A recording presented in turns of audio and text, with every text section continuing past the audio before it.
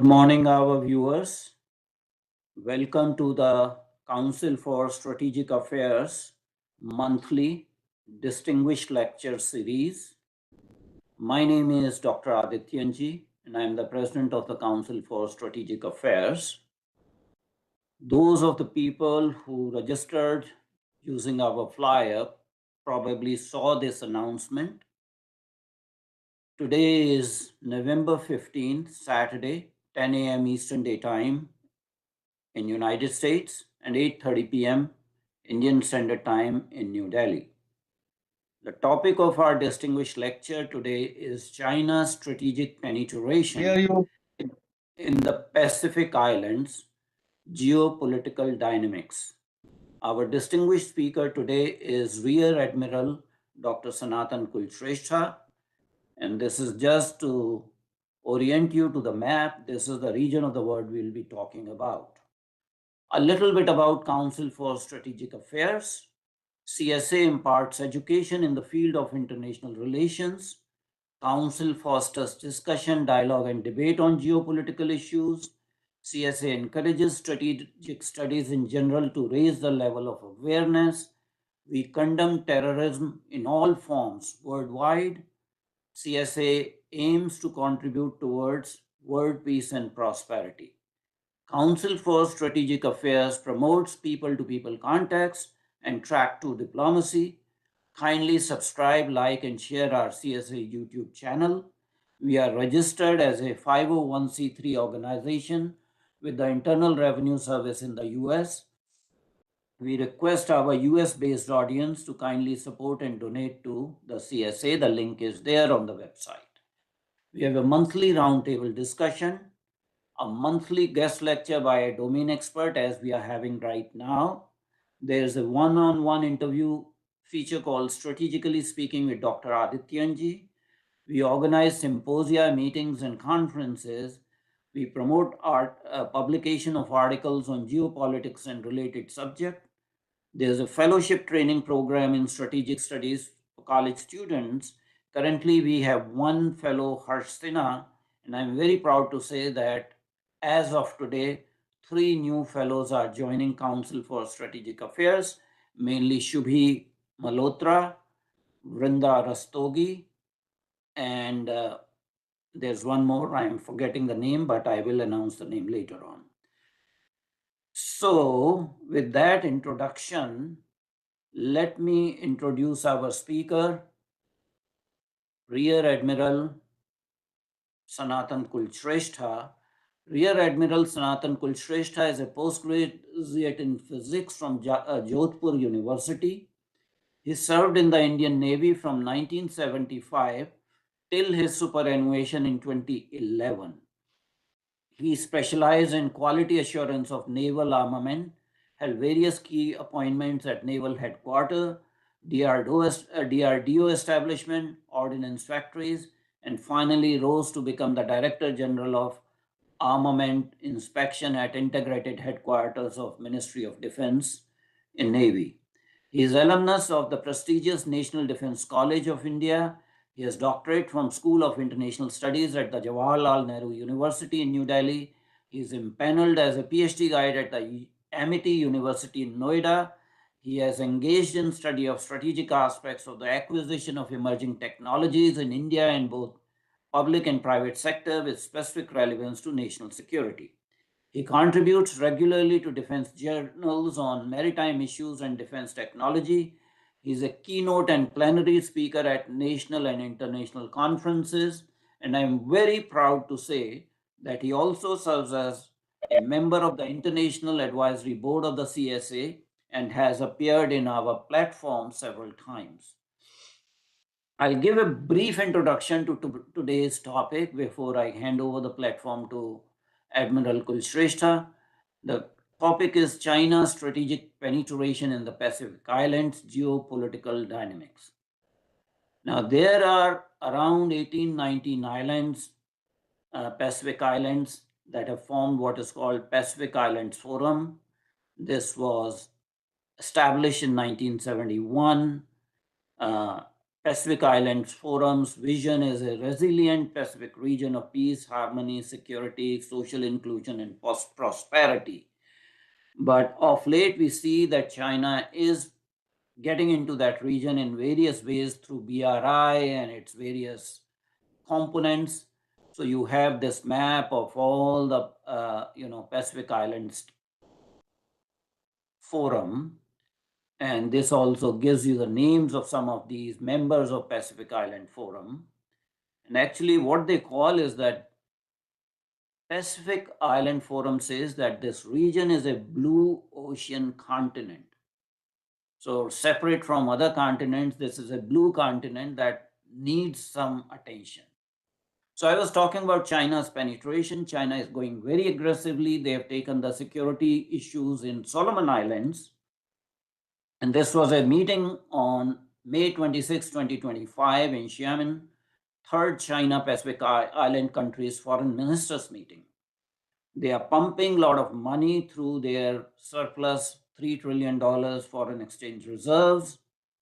And of course, I don't want to go into the detail.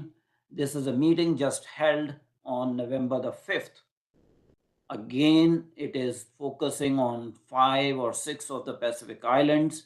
China and 5 Pacific Island nations in deal to deepen partnership, boost cooperation in marine and green development, etc., etc. So China is acting very aggressively, and we will hear from Admiral Sanatan Kulshreshtha.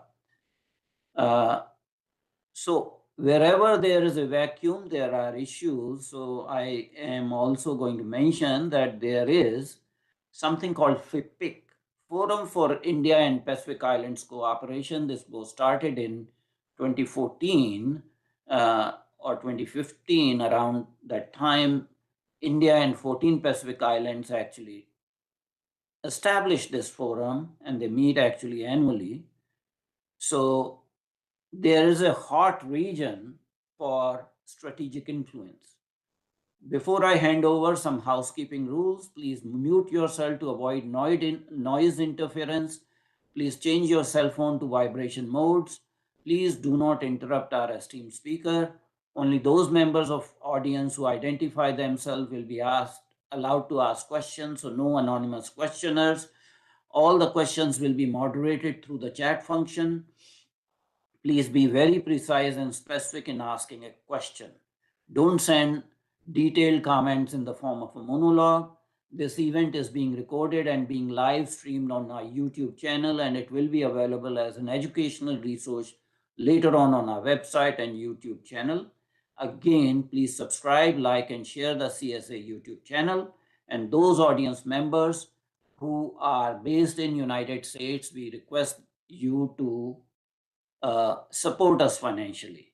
So I'm going to hand over the platform to Rear Admiral Dr. Sanatan Kulshrestha.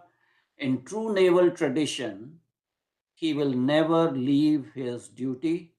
I do know that he's sick currently, he has cold and he has sore throat, but he has chosen to be in this platform because, like a true naval officer, he will not give up his duty. So it's an honor and pleasure to hand over the platform to you, sir. Admiral Kulshreshtha, please take over.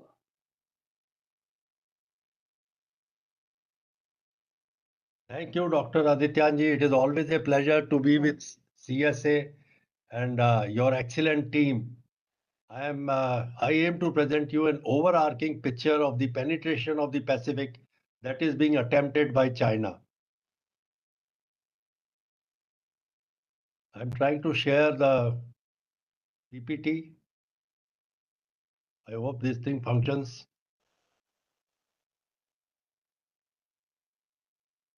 Yes, we are able to see your PowerPoint.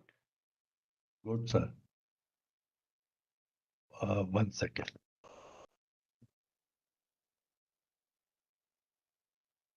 I think anyway. There is some issue because I am not able to do it correctly, I think. We'll try to sort it out. Are you able to see now? Yes. how can I reduce it? I think just let it go like it. It is perfectly fine. Okay. So I want to start today first by comparing one of the island nations, which is known as Kiribati, with India. And it is very interesting, and that will give you an idea what is the potential of these island nations. Kiribati, as you will see, has a land area of only 811 square kilometers compared to India's land mass of 3 million, 3 lakh, 3287263 square kilometers. Now, that is roughly 4,000 times larger than Kiribati. And despite that, the EEZ of Kiribati, as per the standard calculations, is 1 million square miles more than India's. So you can imagine the sea wealth which is in these Pacific islands and the interest of other nations to improve their influence in this region. The ocean holds the title of the largest and the deepest ocean on the planet, significantly influencing global geography, geology, and climate. The Pacific Islands are situated along crucial air and sea routes connecting Asia, North America, and Australia. Their strategic location and EEZ renders them significant in geopolitical competition, particularly between United States and China.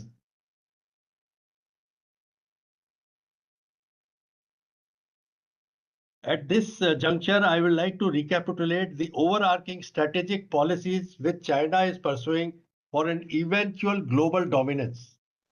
In 2023, BRI had encompassed 151 countries, representing 75% of the global population and over half the world's GDP.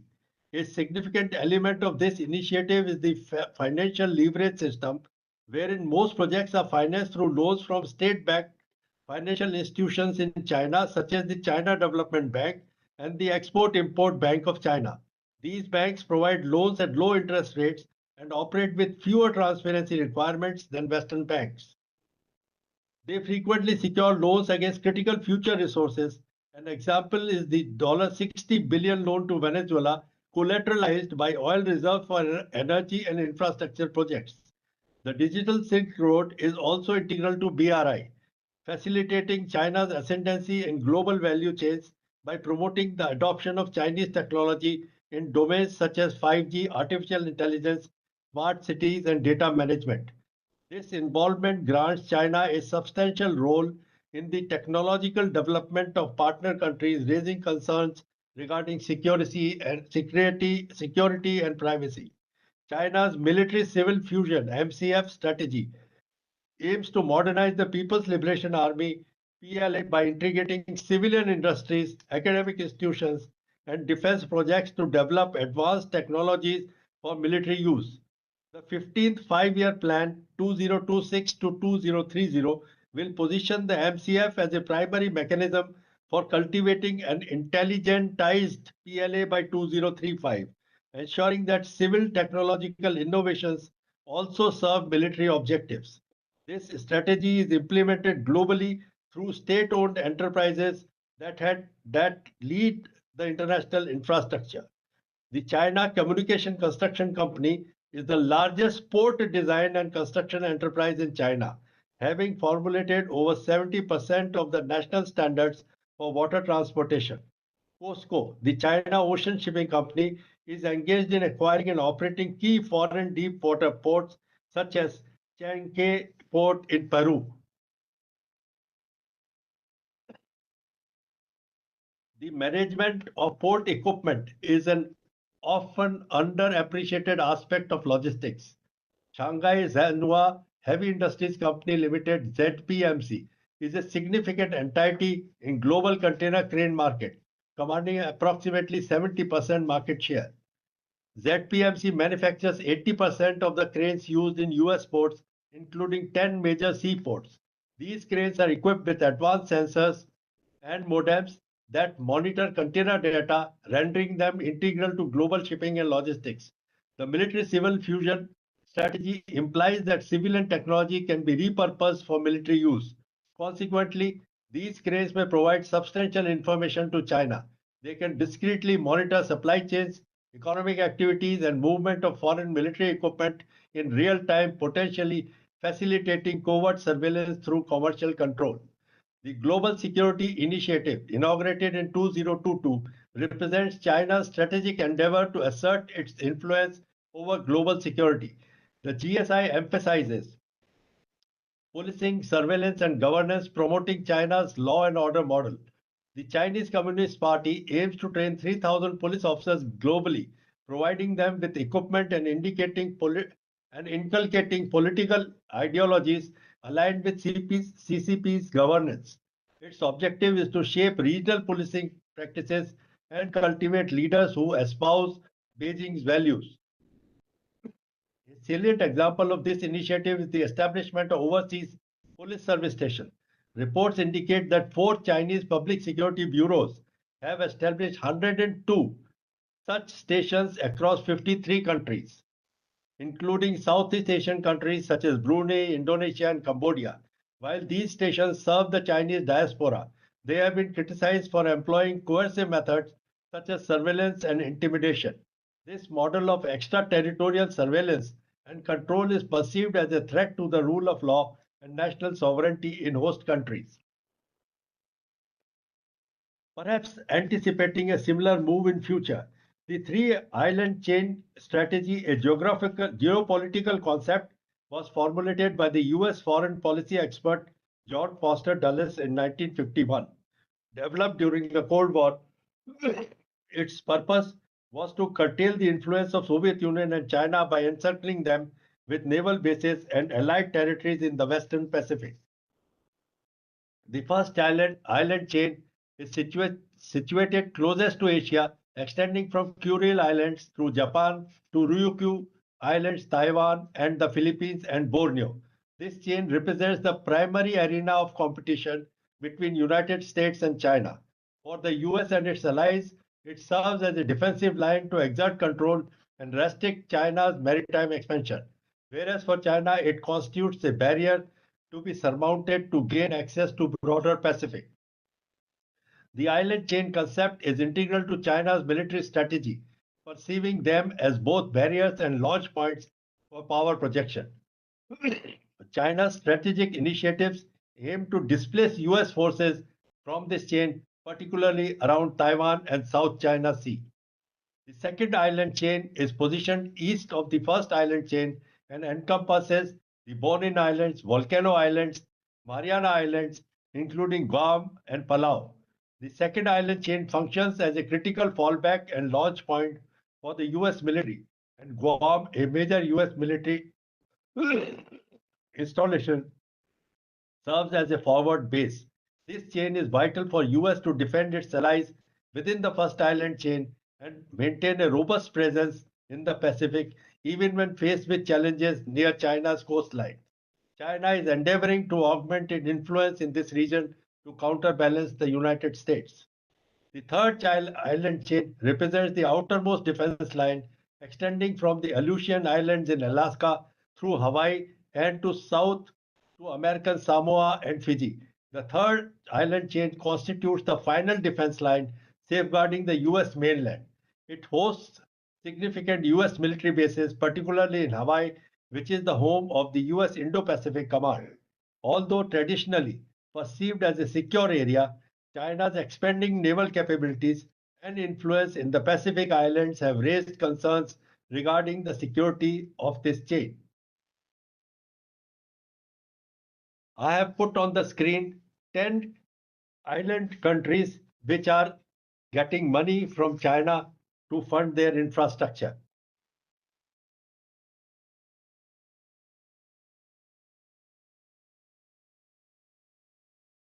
With this background, I will talk about the northern maritime region, that is the Aleutian Islands and the Arctic periphery, where China contests US and Japan's dominance. In this context, the emphasis is less on infrastructure development and more on safeguarding navigation rights and intelligence gathering. the northern flanks and the maritime choke points, Aleutians and Ryukyus. The Aleutian Islands, situated near Alaska, are crucial to Chinese military and research operations. In July 2025, the US Coast Guard identified 3 Chinese military vessels and an additional ship in Bering Sea within the US exclusive economic zone, north of Amchitka and Amukta passes. The Chinese authorities claimed these were freedom of navigation operations conducted in accordance with international regulations. This naval activity is reinforced by research initiatives, with the USCG monitoring 5 Chinese research vessels operating in or near the US Arctic. These activities necessitated aerial reconnaissance by Air Station Kodiak. The data collected by these research vessels are instrumental for future submarine operations and anti-submarine warfare. The persistent presence of these vessels compels the US Northern Command and Alaskan Command to maintain vigilance, thereby allocating resources and highlighting China's challenge to international maritime norms within a competitor's domain. The collaboration between China and Russia is intensifying, exemplified by joint bomber missions over Bering Sea and through the Bering Strait into the Arctic Ocean. This escalating presence has prompted the United States to consider reactivating former military installations, such as one on Adak Island, and enhancing facilities such as Erickson Air Station, which is equipped with a radar system for missile tracking. The Ryukyu Islands, including Okinawa and Miyako Gap, are crucial for regulating maritime routes between East China Sea and Philippine Sea. China utilizes this region for naval maneuvers to project its power and assess Japan's defensive capabilities. Chinese naval vessels frequently navigate between Okinawa and Miyako. In October 2025, 2 naval groups traversed this area. One proceeded to East China Sea and the other to the Philippine Sea. The Japanese Navy is compelled to maintain vigilant surveillance of these regions by employing the ships and aircraft, which presents an ongoing challenge. The Philippines holds significant strategic importance because of its location at the southern terminus of the first island chain. Its geographical position facilitates control over South China Sea and Luzon Strait, rendering it a crucial partner in the event of tensions involving Taiwan and regional conflict. China has sought to expand its territorial claims in this area through a gray zone strategy, which involves persistent low-level harassment to assert its claims under the 9-dash line.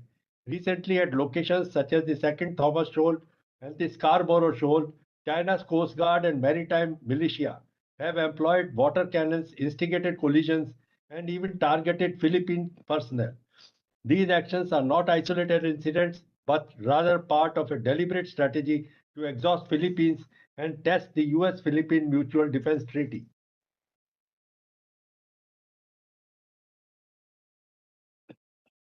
In response, the United States and the Philippines fortified their alliance under President Bongbong Marcos Jr. The Enhanced Defense Cooperation Agreement has been expanded. Excuse me.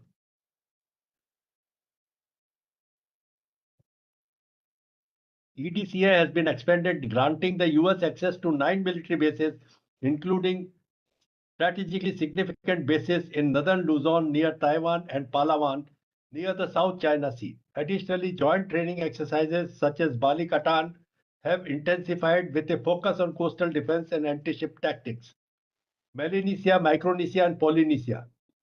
The China Solomon Islands Security Pact represents China's security agreement in the Pacific Island region. The potential establishment of a Chinese military base in this strategically significant location would profoundly impact the US and its allies. While a Chinese military base in the South Pacific would be challenging to sustain, the mere prospects prompts the US, Australia, and New Zealand to redirect their focus and resources southward. This shift diverts attention from Taiwan and South China Sea, thereby stretching the resources of the US and its allies and complicating the maintenance of the first island chain strategy. China leverages security agreements to extend its influence without resorting to force. In response, Australia and partners have engaged in diplomatic protests and increased developmental assistance to counter China's influence in the region.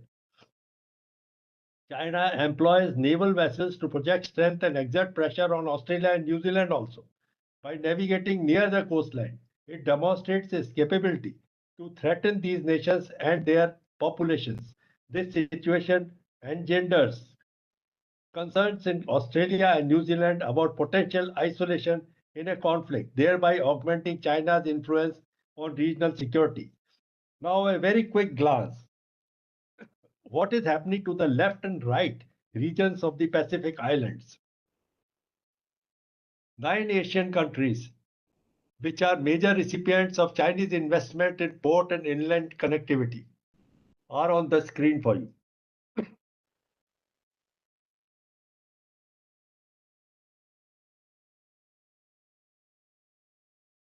As you can see in the map, this whole area is now partially red, I would say.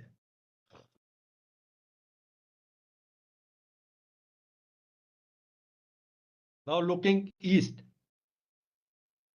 the 6th South African nations, where China is currently building ports, wharves and jetties, are on the screen.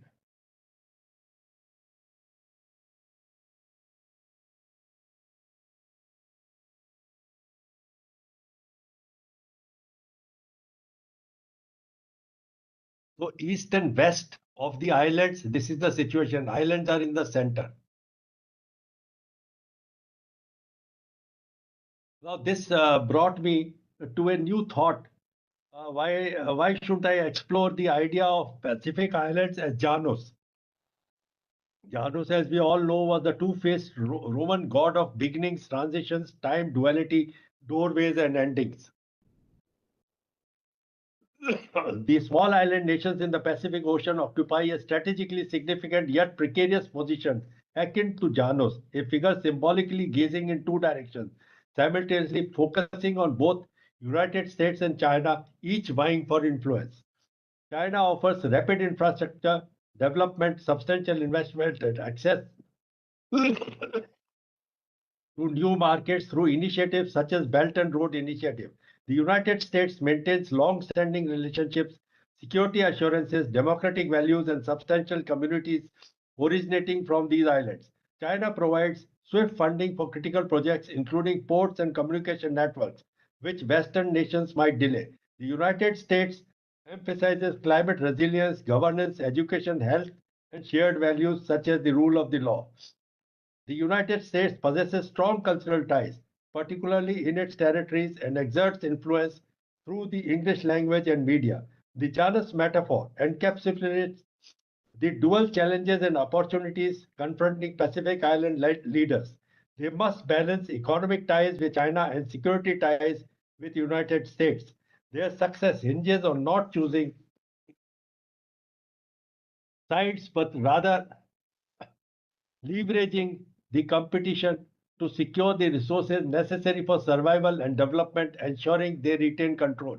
The United States and its allies, including Australia, New Zealand, France, and Japan, primarily perceive Pacific Islands through the lens of maritime security and defense. The United States has maintained a long-standing involvement in regional security, particularly through agreements with Palau, Micronesia, and Marshall Islands. These agreements confer upon US special military privileges over a substantial portion of the Pacific, effectively excluding rival powers. The Western powers aim to preserve the status quo and prevent China from establishing military bases that could jeopardize critical maritime routes to encroach upon US and allied territories. The United States collaborates with Pacific Islands on security matters through Coast Guard and Navy patrols, joint military exercises, and assistance in maritime surveillance. Excuse me. Hello. Anything, sir? No, nothing from our side. We'll have to mute Mr. Iyer. Ripudaman, please mute Mr. Iyer.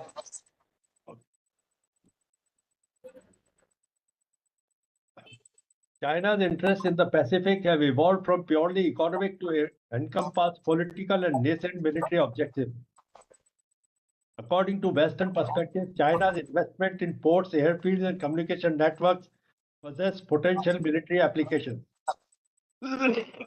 such as naval support or surveillance, and increasingly providing assistance and training to inland police forces with a focus on maintaining order and riot control rather than traditional defense.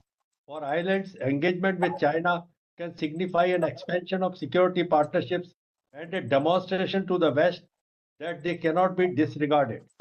2022 security agreement between China and Solomon Islands underscores this tension. Islands frequently feel compelled to accept the initial or most financially appealing security offer.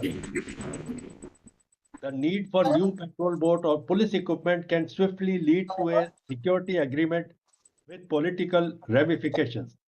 Many islands aspire to maintain neutrality and avoid formal alliances, yet their small size and limited resources render them susceptible to pressure from both sides, necessitating a careful balance of their independence.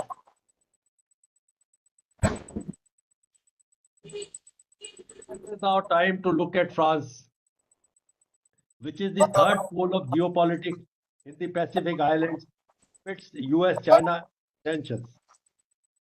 France aspires to be an alternative partner, emphasizing autonomy and collaboration. Yeah, Adityanjee, anything? May I request Mr. Ramnath Iyer to mute yourself? You are causing noise interference, Mr. Ramnath Iyer. Please mute yourself. France maintains a significant presence in the Pacific due to its historical ties and overseas territories. These territories afford France a sustained role in security, diplomacy, and development. France's territories in the Pacific include New Caledonia, governed by Naumua Accord, which grants it a degree of autonomy and the right to hold referenda on its future. French Polynesia, which enjoys considerable autonomy and encompasses islands such as Tahiti and Wallis and Futuna, a smaller territory. These regions provide France with an extensive maritime domain crucial for strategic purposes. France maintains approximately 2,900 military personnel in the Pacific to safeguard its territories and maritime areas and prioritizes the prevention of illegal fishing and maritime crime within its jurisdiction. France engages with the other nations in security dialogue and forums. As the sole European Union member state with a permanent presence in the region, France is actively engaged in Europeanizing the Pacific initiatives by encouraging the EU to enhance its development and diplomatic involvement. As Dr. Adityanjee had mentioned in the beginning, India has been enhancing its relations with Pacific Island nations. This has evolved from a low-profile engagement to a strategic partnership under the Act East policy. A vital component of this India's engagement with the Pacific is the Forum for India-Pacific Islands Cooperation initiated by Prime Minister Modi ji in 2014. The 12 Pacific Island nations with UN voting rights are significant partners for India in multilateral forums, including supporting India's bid for permanent seat on a reformed UN Security Council. So what is the way ahead for Pacific nations? Small Pacific Island nations lacking the capacity to develop naval forces comparable to those of China should prioritize strategies that restrict unregulated Chinese movement within their territorial waters. These nations must develop security capabilities individually, collectively, and as a consortium of Pacific Island nations and in cooperation with United States and allied countries. These capabilities should be envisioned alongside necessary security infrastructure, including ports, dockyards, runways, radar stations, satellite stations, and facilities for repair and maintenance of aircraft and unmanned vehicles. The traditional reactive approach to addressing China's strategy should be replaced by a consistent investment in the Pacific Islands, entailing a commitment to a sustained development assistance. such as the construction of climate-resilient infrastructure and combating corruption. By presenting a stable alternative to China's strategy, the United States and its allies can counteract China's influence and strengthen regional governance. The United States and its allies should continue to provide and train local forces in defense capabilities. They should provide coastal defense missiles, unmanned systems, and enhanced maritime awareness to represent effective and cost-efficient tools that serve as deterrents without necessitating parity with China's numerical strength. A cohesive front is imperative in this regard. The United States, Japan, Australia, and other partners must synchronize their diplomatic and security measures to counter China's influence. I have finished with the topic given to me. I have tried to cover in the time allotted as far of the Pacific as I could, and now I am open to questions. Thank you. Thank you very much indeed, Rear Admiral Dr. Sanatan Kulshreshtha, for a very lucid and very detailed presentation on Chinese penetration in the Pacific Island region, what are the geopolitical dynamics, and why it is important. And actually, there was so much of information for me to digest. I really commend you for this very extensive presentation.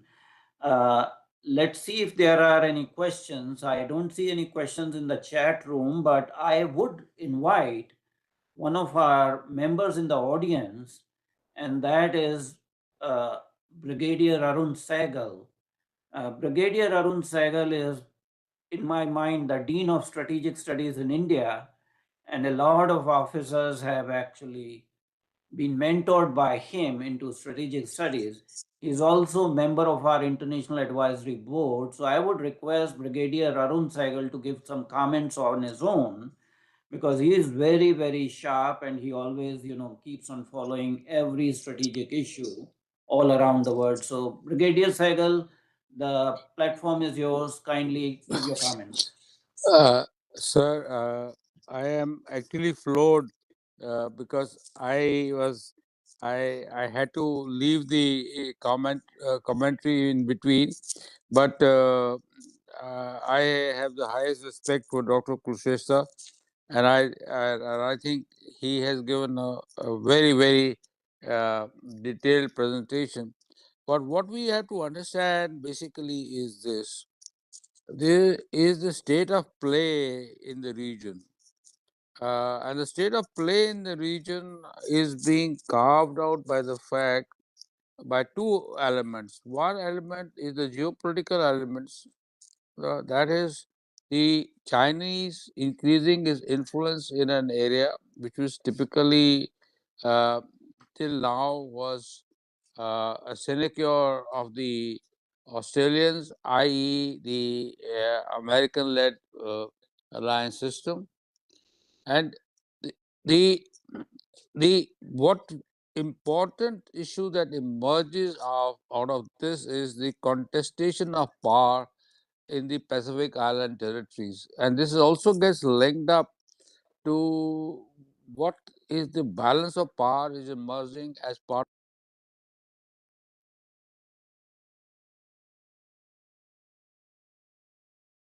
Oh, sir, you got muted. Kindly unmute yourself. Okay, okay. Can you hear me now?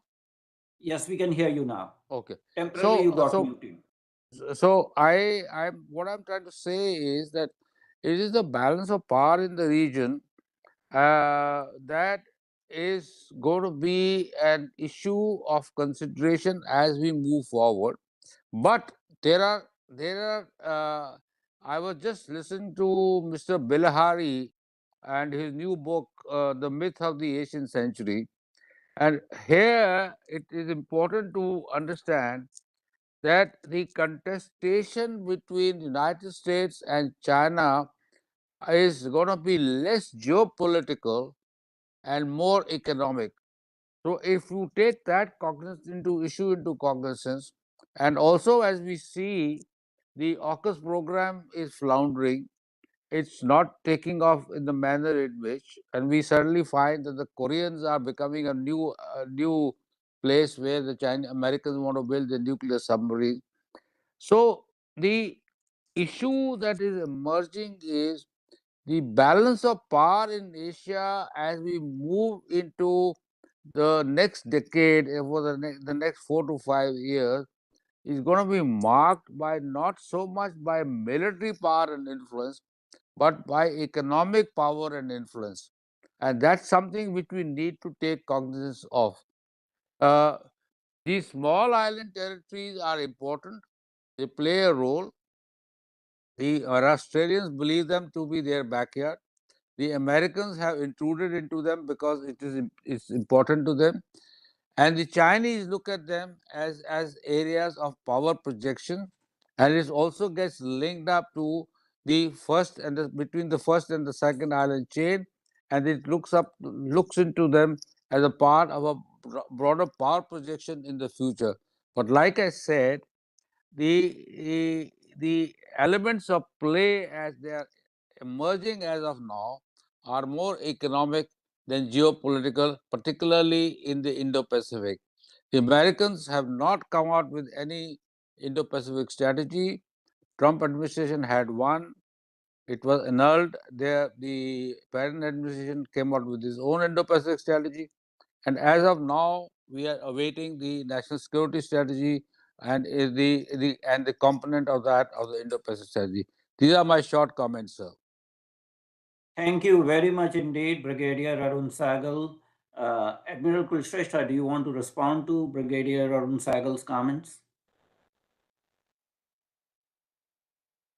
Sir, he is the guru, and what he says is very, very true. But what I feel is that we should not try for balance of power in the Pacific. We should try for supremacy, because as it is, US has a strong hand in the Pacific because it had occupied so many territories and has left those territories with a lot of goodwill. So if they spend some money, it is not required to be too much of money to be put in there to develop the maritime domain awareness and preliminary weaponry which they need. I think they will be able to counter China in that region very easily. I perfectly agree with what Brigadier Arun Sagal said, and I also agree with you, Admiral Kulshreshtha. These are, various facets of the same problem. Truly, in the current world, actually, it's the geoeconomics that decides the geopolitics. And that also actually decides the maritime balance of power. And talking about actually goodwill, I have a comment here from Mr. Vijay Nilikeni, who is also a member of CSA. And he writes, as an adventure traveler and blue water sailor, I visited about half of these countries. Whereas there's a goodwill for India, the Chinese presence on the ground is very disturbing. The US, Australia, New Zealand have largely withdrawn in the last 2 decades, other than tourism. There's also a lot of political corruption that Chinese use very effectively. So wherever there's a vacuum strategically, somebody is going to fill that vacuum, and China is trying to do. But there are issues with China also. They tend to bribe the leaders of smaller nations. And with their $3.3 trillion foreign exchange reserves of China alone, excluding Hong Kong's, they have deep pockets. So issue is that will United States or its allies or a country like India be able to fill this strategic vacuum in the Pacific Island region? Admiral Kulshreshtha. I agree with you there, Dr. Adityanjee. I completely agree with you. But somewhere we'll have to include military power along with economics. We cannot just survive by economics. I again agree with you. Different. I agree with you. Problem is, for a small infrastructure development project, it is said that the Chinese ask 10 or 100 times the number of visas that are required. And as is well known, when one Chinese comes, four come along with him. And soon Yes. there is a corner Mm. of Chinese, including food and medicine and police station. Though they say police station looks after only the Chinese, but it is not a fact.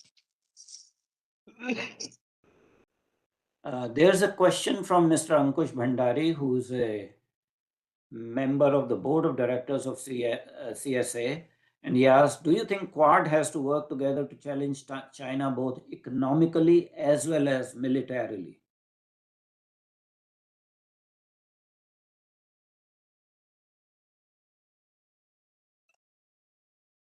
Firstly, I think Brigadier Sehgal, if he is here, he can tell us what is the current status of Quad. Okay. Are we very active or are we not going to be active in that? And what is Trump's view on Quad? Because I think it has taken a back burner. Brigadier I Sehgal? yeah. In my view, Quad is on a comatose at this particular point in time, and it's become more of a public welfare institution rather than any strategic aspect, and everybody is sort of concerned about the way the Americans are going to deal with the region, particularly their Indo-Pacific policy. It is not known, it is not understood. We were supposed to have, as we are all aware, that we wanted to have a we were to have a principals meeting, the leadership meeting this year. It is not happening this year. It might get postponed. But there are some shoots that are emerging, particularly the joint exercise scope between India and exercise between India and United States, with Australia and Japan taking part as along with it. I mean, they're not as they were they were Observers, sir, observers. observer. Sorry, I beg your pardon, observer. So so the Quad, to depend anything on Quad is, I think, is a misnomer at particular this point in time. And and and I tell you what is happening is, in my view, what is happening is the strategic balance of in Indo-Pacific with and the Sino-Russian American relationships are more being dictated by technology and economic considerations rather than geopolitical considerations. And in that respect, we just now saw some discussions on efficacy of the strategic deterrence, etc., role of Taiwan. Is America committed to supporting Taiwan, etc.? So, bottom line I'm trying to say is that the situation is absolutely fluid. United States and China are concentrating on trade and technology at this point in time. The whole containment and constraining strategy is in the back burner. We do not know how will that affect, and as far as all the Quad partners are concerned, they are hedging their bets. I repeat, hedging their bets with the United States. Thank you, Brigadier Sehgal, for very lucid answer. I perfectly agree Hello? with you that You got me? Quad is in ICU. It is comatose. And as a student of history, previously when Quad was formed in early 2000s, a question was asked after its initial launch, who killed the Quad? And invariably the answer was the panda loving, Chinese Mandarin speaking former Prime Minister of Australia, Kevin Rudd. And ironically, Quad was resurrected again by Shinzo Abe and Donald Trump in Donald Trump's first term. Hello, can you hear me? And ironically, Quad is being put in the current situation by Trump 2.0 administration. That is a fact, and we should not be expecting anything from Quad, either militarily or economically, because United States economic Yeah. Okay. interests have already changed. And in fact, US is trying to engage China economically and technologically by forming what is called G2. And United States is trying actually to avoid military conflict with China at all possible costs. So we have a situation that the rising hegemon China is trying to get co-opted by the reigning hegemon United States Yes. by avoiding the Thucydides trap.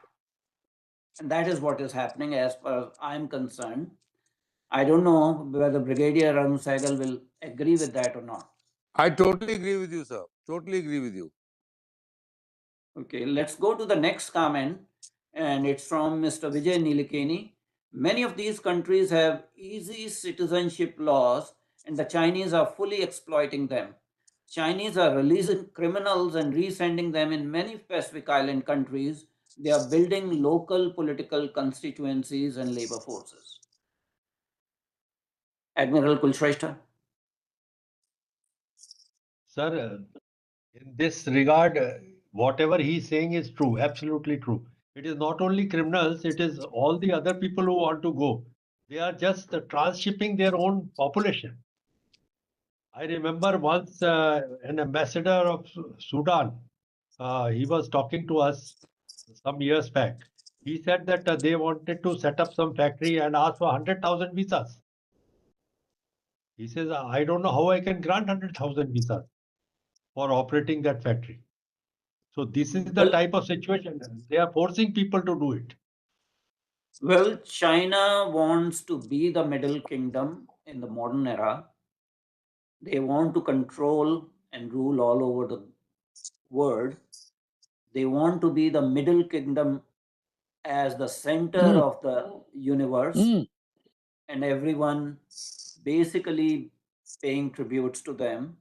And by trying to alter the demography of these small Pacific nations, bribing their leaders, infiltrating into their security infrastructure, security forces, they are essentially trying to gain hegemony over these small nations. Chinese had at one point in time that they have total sovereignty over Philippines. And I'm afraid after 10, 20 years, they will say they have total sovereignty over the Pacific Island nations. So that is what we are facing, and time to act is now, not just economically, but also militarily. So I will agree with both Admiral Kulshreshtha and Brigadier Sehgal that one has to work on both fronts. There are no more questions in the chat room, so we will end this discussion. And I profusely thank Admiral Kulshreshtha that despite having sore throat and cold, and you saw him coughing several times during his presentations, he kept his word to deliver this lecture. We are very grateful indeed. It was highly educational. As you said, Admiral Kulshreshtha, that it's a very wide topic and you wanted to bring issues that people are really unaware of. And you succeeded in that task commendably. And we will probably follow this up in future next year with maybe a roundtable discussion, because we don't want this issue to die down. What? My thanks also to Brigadier Arun Sehgal for his expert commentary. Always a pleasure to hear his pulse of wisdom on strategic studies. And my thanks to our audience members. Nobody wants to talk about Pacific Islands. Half of the people are unaware of the issues pertaining to Pacific Islands. So thanks a lot to all the audience members. And finally, my thanks to Team CSA, Mr. Ripudaman Pachori and Mr. Rajiv Verma, who work behind the scenes to make these things happen. So thanks everyone, specifically Admiral Sanatan Kulshreshtha. We shall adjourn fairly soon. Our next program is scheduled on December 6th, and it is a Saturday. It will be a roundtable discussion. I'm not declaring the topic yet. But stay tuned and you shall have the information. Thank you very much indeed, everyone, specifically Admiral Dr. Sanatan Kulshreshtha. Thank you, Excellent Dr. by Jai. Dr. Kulshreshtha. Thank you. Thank you, sir. Thank you, Dr. Adityanjee. Namaskar and Jai Hind. Okay.